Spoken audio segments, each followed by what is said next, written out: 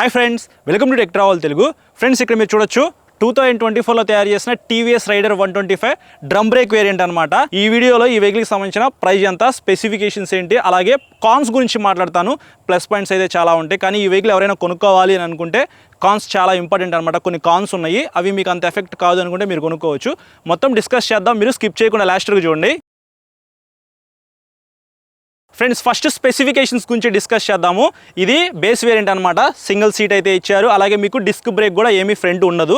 ఈ వెహికల్ మీరు కొనుక్కోవాలనుకుంటే ఎగ్జాక్ట్గా ఆన్ రోడ్ ప్రైస్ వచ్చేప్పటికి 1,10,000 రూపాయల్లో మీకు లభిస్తూ ఉంది. ఈఎంఐలో కొనుక్కోవాలనుకుంటే 20,000 రూపాయలు డౌన్ పేమెంట్ చేసి ఈ వెహికల్ అయితే మీరు సొంతం చేసుకోవచ్చు. ఇంజన్ విషయానికి వస్తే 3 valves air and oil cooled 124.8 cc BS 6.2 SI ఇంజన్తో లభిస్తూ ఉంది. 11.3 PS పవర్, 11.2 Nm టార్క్ అయితే ఈ ఇంజన్ జనరేట్ చేసింది. పెర్ఫార్మెన్స్ అయితే చాలా బాగుంది. షూట్ లొకేషన్ దాకా ఈ వెహికల్ రైడ్ చేసుకుంటూ వచ్చాను కదా, మీకు ప్రతి గేర్లో కూడా ఇంజిన్ పుల్ అయితే బాగుంది. 3 valves ఇంజిన్ కాబట్టి మీకు పెర్ఫార్మెన్స్ ఖచ్చితంగా బాగుండిద్ది. అలాగే ఎగ్జాస్ట్ సౌండ్ కూడా కొంచెం లౌడ్ అయితే వస్తూ ఉంది. మీరు రైడ్ చేసేటప్పుడు చాలా బాగా ఎంజాయ్ చేస్తూ రైడ్ చేస్తారు. ట్రాన్స్మిషన్ విషయానికి వస్తే 5 speed మాన్యువల్ ట్రాన్స్మిషన్ ఇచ్చారు. అంటే ఇందులో 5 గేర్లు అయితే ఉంటాయి. గేర్ బాక్స్ అయితే నాకు కొంచెం హార్డ్ అయితే అనిపించింది, మరీ అంత స్మూత్ అయితే ఏమీ లేదు. టీవీఎస్ అపాచీ RTR 160 4Vలో మీకు బటరీ స్మూత్ గేర్ బాక్స్ అయితే ఉండిద్ది, కానీ ఇది కొంచెం హార్డ్ అయితే ఉంది. అదొకటి మైనస్ అనిపించింది నాకు. కొంచెం స్మూత్గా ఇస్తే బాగుండేది, కానీ మీరు ఒకసారి షోరూమ్కి వెళ్ళి టెస్ట్ రైడ్ చేయండి, స్మూత్గా ఉందా లేదనేది ఒకసారి మీరు చెక్ చేసుకోండి ఈ వెహికల్ కొనుక్కోవాలి అని అనుకుంటే. ఇంకా ఇక్కడ మీరు చూసుకున్నట్లయితే మనకి ఓపెన్ చైన్ అయితే ఇచ్చారు. ఎవ్రీ 500 kilometers మీరు చైన్ అయితే క్లీన్ చేసుకోవాలి, లేకపోతే త్వరగా చైన్ పాడైపోతుంది. బ్రేక్స్ విషయానికి వస్తే ఫ్రంట్ 130 mm డ్రమ్ బ్రేక్ అయితే ఇచ్చారు. బ్యాక్ సైడ్ కూడా మీకు 130 mm డ్రమ్ బ్రేక్ అనమాట. సింక్రనైజ్డ్ బ్రేకింగ్ టెక్నాలజీతో అయితే ఈ బ్రేక్స్ వర్క్ అవుతాయి. అంటే మీరు బ్యాక్ సైడ్ బ్రేక్ ప్రెస్ చేశారనుకోండి, ఆటోమేటిక్గా ఫ్రంట్ బ్రేక్ అయితే ఎంగేజ్ అయ్యి బెటర్ బ్రేకింగ్ అయితే ఉండిద్ది. కానీ నేను షోరూమ్ దగ్గర నుంచి ఇక్కడ దాకా రైడ్ చేసుకుంటూ వచ్చాను కదా, నాకైతే బ్రేక్స్ యావరేజ్ అనిపించినాయి. ఎందుకంటే ఫ్రంట్ మీకు డ్రమ్ బ్రేక్ అయితే ఉంది, బ్యాక్ సైడ్ కూడా డ్రమ్ బ్రేకే ఇచ్చారు కాబట్టి బ్రేక్స్ అయితే మీకు అంత యాక్యురేట్గా అయితే పెర్ఫామ్ చేయట్లేదు. చాలా బాగా ఎక్సలెంట్గా బ్రేక్స్ పడాలి అని అంటే డిస్క్ బ్రేక్ చాలా బెస్ట్ అనమాట. మీరు నార్మల్ రైడర్లో చూసుకున్నట్లయితే ఫ్రంట్ మీకు 240 mm పెటల్ డిస్క్ బ్రేక్ అయితే ఇస్తారు. సో ఇట్లా మీరు లైట్గా ప్రెస్ చేసినా సరే బ్రేక్ అయితే బాగా పడిద్ది. బ్యాక్ సైడ్ ఎటు డ్రమ్ బ్రేక్ ఇచ్చారు కాబట్టి ఫ్రంట్ డిస్క్ బ్రేక్ ఉన్న వేరియంట్ అయితే కొనుక్కోవడానికి ట్రై చేయండి. లేదు బ్రో, ఇప్పుడే మోటార్ సైకిల్ నేర్చుకున్నాను, నాకు ఫ్రంట్ డిస్క్ బ్రేక్ వేస్తే పడిపోతానేమో అనే ఒక భయం ఉంటే మాత్రం మీరు ఈ వెహికల్ అయితే పర్చేస్ చేయొచ్చు. 1,10,000 రూపాయలు లభిస్తూ ఉంది కాబట్టి 3 valves air and oil cooled engine performance బాగుంటుంది. కాబట్టి మీరు కొత్తగా బండి కొనుక్కుందాం అనుకున్న వాళ్ళకి ఈ వెహికల్ చాలా బాగుండిద్ది. సస్పెన్షన్ గురించి మనం ప్రత్యేకంగా మాట్లాడుకోవాలి. ఫ్రంట్ సైడ్ మీకు 30 mm టెలిస్కోపిక్ సస్పెన్షన్ అయితే ఇచ్చారు. సస్పెన్షన్ పెర్ఫార్మెన్స్ అయితే ఫ్రంట్ చాలా బాగుంది. బ్యాక్ సైడ్ మాత్రం మీకు మోనోషాక్ అయితే ప్రొవైడ్ చేశారు. ఇది మీకు ఒక మైనస్ అని చెప్పుకోవచ్చు. మీరు రైడ్ చేస్తున్నారు, బ్యాక్ సైడ్ పిలియన్ రైడర్ ఉన్నారనుకోండి, ఎక్కడైనా పెద్ద పెద్ద స్పీడ్ బ్రేకర్స్ క్రాస్ చేసేటప్పుడు మాత్రం మీకు కిందకి ఇట్లా తగులుతుంది అనమాట. అదొకటి నేను నోటీస్ చేశాను. టైర్స్ అండ్ వీల్స్ విషయానికి వస్తే 70 inch LI wheels with tubeless టైర్స్తో ఈ వెహికల్ లభిస్తూ ఉంది. బ్లాక్ కలర్ LI వీల్స్ అని చెప్పుకోవచ్చు. ఫ్రంట్ మాత్రం మీకు 80/100 సెక్షన్ టైర్ అయితే ఉంది. బ్యాక్ సైడ్ మాత్రం 100/90 సెక్షన్ టైర్ అయితే ఇచ్చారు. ఇవి మరీ అంత వైడ్ టైర్స్ అయితే ఏమీ కాదు, సిటీలో తిరగడానికి బాగానే ఉంటాయి అనమాట ఈ టైర్స్ అయితే. నేను హైవే మీద 3 digits వెళ్తాను, నాకు మంచి గ్రిప్ అయితే ఉండాలి, కార్నరింగ్ చేసేటప్పుడు లీన్ చేస్తాను అంటే మాత్రం కుదరదు, ఇవి మీకు స్కిడ్ అయిపోతాయి. అదొకసారి మీరు మైండ్లో పెట్టుకుని ఈ వెహికల్ అయితే రైడ్ చేయండి. డైమెన్షన్స్ గురించి మనం ప్రత్యేకంగా మాట్లాడుకోవాలి. ఇందులో గ్రౌండ్ క్లియరెన్స్ అనేది 180 mm అనేది ఇచ్చారు. కొంచెం గ్రౌండ్ క్లియరెన్స్ అయితే ఎక్కువే ఉంది. అయినప్పటికీ మీకు ఇందాక నేను చెప్పాను కదా, బ్యాక్ సైడ్ సస్పెన్షన్ అయితే కొద్దిగా స్మూత్ ఉందని చెప్పేసి, పిలియన్ రైడర్గా కొద్దిగా హెవీ వెయిట్ ఉన్న పర్సన్ కూర్చుంటే మాత్రం కిందకైతే దిగిపోతూ ఉంది. సెంటర్ స్టాండ్ అయితే తగిలిద్ది అనమాట, అది నేను నోటీస్ చేశాను. అదొకటి మైనస్ అని చెప్పుకోవచ్చు. ఎక్కువ గ్రౌండ్ క్లియరెన్స్ ఉంది కదా, నేను ఎలా పడితే అలా రైడ్ చేస్తానంటే మాత్రం సెట్ అవ్వదు. మీరు జాగ్రత్తగా రైడ్ చేయండి. మీరు స్లోగా వెళ్తే మాత్రం బ్యాక్ సైడ్ సస్పెన్షన్ అయితే ఏం కిందకి దిగట్లేదు, స్పీడ్గా వెళ్తే మాత్రం ఇట్లా తగులుతుంది. సో అదొకటి నేను నోటీస్ చేశాను. సీట్ హైట్ విషయానికి వస్తే 780 mm అనేది ఇచ్చారు.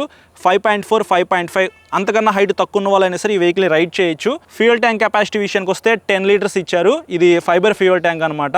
వెయిట్ కూడా 123 kgs మాత్రమే ఉంది, లైట్ వెయిట్ అయితే ఉండిద్ది. లైట్స్ విషయానికి వస్తే ఫ్రంట్ LED హెడ్ లైట్ అయితే ఇచ్చారు. లైట్ డిజైన్ అయితే నాకు చాలా బాగా నచ్చింది. DRLs కూడా ఉన్నాయి. బ్యాక్ సైడ్ LED టెయిల్ లైట్తో లభిస్తూ ఉంది. సిగ్నల్ లైట్స్ మాత్రం బల్బే ఇచ్చారు. ఇంకా ఫీచర్స్ విషయానికి వస్తే 5 inches fully digital TFT console అయితే ఇచ్చారు. కలర్ కన్సోల్ అనమాట. గేర్ ఇండికేటర్ అయితే ఉంది, టాకోమీటర్ అయితే ఉంది, స్పీడోమీటర్, ఓడోమీటర్, ట్రిప్ మీటర్, ఇవన్నీ ఫీచర్స్ అయితే ఉన్నాయి. క్లాక్ అయితే ఇచ్చారు, రేంజ్ ఉంది, యావరేజ్ ఫ్యూయల్ ఎకానమీ తెలుసుకోవచ్చు. డే టు డే లైఫ్లో మనకి ఏవైతే ఫీచర్స్ కావాలో అవన్నీ ఈ కన్సోల్లో ఉన్నాయి. ఫీచర్స్ పరంగా చూసుకున్నట్లయితే ఎటువంటి ప్రాబ్లం అయితే ఏం లేదు. మీ ఫోన్కి ఛార్జింగ్ పెట్టుకోవడానికి ఫ్యూయల్ ట్యాంక్ దగ్గర USB ఛార్జింగ్ సాకెట్ కూడా ఇచ్చారు, ఇది ఒక ప్లస్ పాయింటే. అలాగే సింగిల్ లాంగ్ సీట్ అనమాట, ఇది బేస్ వేరియంట్ కాబట్టి సింగిల్ లాంగ్ సీట్ అయితే ఇచ్చారు, ఫ్యామిలీ కోసం యూజ్ చేసుకోవచ్చు. మీకు సీట్ కింద కొద్దిగా స్టోరేజ్ అయితే ఉండేది, అది ఒక ప్లస్ పాయింటే. ఇక్కడ గ్రాబ్ రైల్ కూడా కంఫర్టబుల్గానే పట్టుకోవడానికి ఇచ్చారు. ఇంకా హ్యాండిల్ విషయానికి వస్తే హ్యాండిల్కి right side eco and power mode ఇచ్చారనమాట స్విచ్ అయితే. సో మీరు సిటీలో వెళ్ళే వాళ్ళు అయితే మాత్రం ఎకోలో పెట్టుకోండి. కొద్దిగా స్పీడ్గా వెళ్దాం అనుకుంటే పవర్ మోడ్కి మీరు షిఫ్ట్ అవ్వచ్చు. దాని కింద సెల్ఫ్ స్టార్ట్ అయితే ఉంది. హ్యాండిల్కి లెఫ్ట్ సైడ్ ఎల్లో కలర్లో డెడికేటెడ్గా పాస్ స్విచ్ అయితే ఇచ్చారు. దాని తర్వాత హై బీమ్ లో బీమ్ స్విచ్ ఉంది. ఇంకా కింద చూసుకున్నట్లయితే సిగ్నల్ లైట్ స్విచ్, హార్న్ అయితే ఉన్నాయి. కొద్దిగా వైడ్ హ్యాండిల్ బార్ అయితే ఇచ్చారు. హ్యాండిల్ కంఫర్ట్ అయితే చాలా బాగుంది. నేనైతే 5'8" హైట్ అయితే ఉంటాను. నాకైతే హ్యాండిల్ కంఫర్ట్ బాగుంది. ఇట్లా ప్రశాంతంగా రిలాక్స్డ్గా కూర్చొని నేను రైడ్ చేసే ఇందాక నడిపే కొద్దీ నడపాలనిపించింది అనమాట, కొద్దిగా హైట్ ఎక్కువ ఉన్న వాళ్ళకైతే మాత్రం. తర్వాత ఇక్కడ మీకు ప్యాసింజర్ ఫుట్ రెస్ట్ అయితే మెటల్ అయితే ఇచ్చారు. ప్యాసింజర్ ఫుట్ రెస్ట్ క్వాలిటీ చాలా బాగుంది. ఇటువైపున మీకు శారీ గార్డ్ అయితే ఇచ్చారు. అలాగే మీకు సైడ్ స్టెప్ ఫుట్ రెస్ట్ కూడా ఇచ్చారు. ఒక ప్రాపర్గా ఫ్యామిలీ కోసం ఏవైతే వెహికల్ యూజ్ చేద్దాం అనుకుంటారో అవన్నీ ఈ వెహికల్లో ఉన్నాయి కాబట్టి ఇవన్నీ నాకు అనిపించిన ప్లస్ పాయింట్స్, దీనికి సంబంధించిన స్పెసిఫికేషన్స్ అనమాట.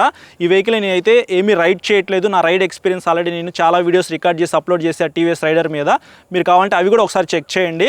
సో మీకు ఇది బేస్ వేరియంట్ ఎలా ఉండేది, దానికి సంబంధించిన ఫీచర్స్ ఏంటనేది ఇప్పుడు దాకా ఎక్స్ప్లెయిన్ చేశాను కదా. ఇప్పుడు జెన్యూన్గా నేను ఆల్రెడీ కొంతమంది రైడ్ చేసిన వాళ్ళు ఎవరైతే ఉంటారో వాళ్ళ దగ్గర తీసుకున్న ఫీడ్బ్యాక్ అనమాట.